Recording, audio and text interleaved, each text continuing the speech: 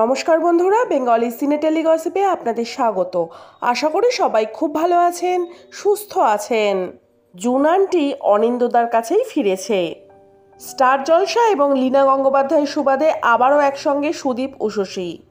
রোশনাই ধারাবাহিকে আবারও একসঙ্গে দুজনে। রোশনাইয়ের শুটিংয়ের ফাঁকে হামেশাই পরস্পরকে আগলে রাখেন জুন অনিন্দ্য, থুরি, উষসী, সুদীপ। কথায় বলে পুরনো চাল ভাতে বাড়ে, তেমনি পুরনো প্রেমও বেড়েই চলেছে। কখনো সাইকেলে, কখনো দোলনায়, আবার কখনো বনেদি বাড়ির দালানের রোম্যান্সে মজে দুজনে। নতুন রূপে প্রিয় জুটিকে ফিরে পেয়ে দারুণ খুশি ভক্তরা।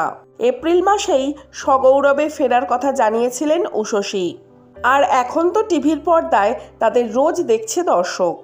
ফেসবুকের দেওয়ালে অনিন্দ্যদার সঙ্গে একটি রোম্যান্টিক ছবি পোস্ট করেছেন উষসী। ছবিতে সুদীপের বাহুলগ্না তার কোস্টার। বিয়েবাড়ির সাজে সুসজ্জিত দুজনেই। ক্রিমরঙা শাড়িতে সেজেছেন অভিনেত্রী, পাশে সাদা পাজামা পাঞ্জাবি আর হলুদ জহরকোটে উজ্জ্বল সুদীপ।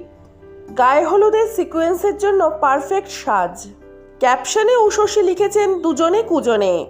কিন্তু নেটিজেনদের ঈগলের চোখ এড়ানো মুশকিল নয়, প্রায় অসম্ভব। সুদীপের পাজামার একটা অংশ ফাটা, সেলাই খুলে যাওয়ায় বিপত্তি। সেই ছোট্ট ভুল নজর এড়ায়নি নেটিজেনদের।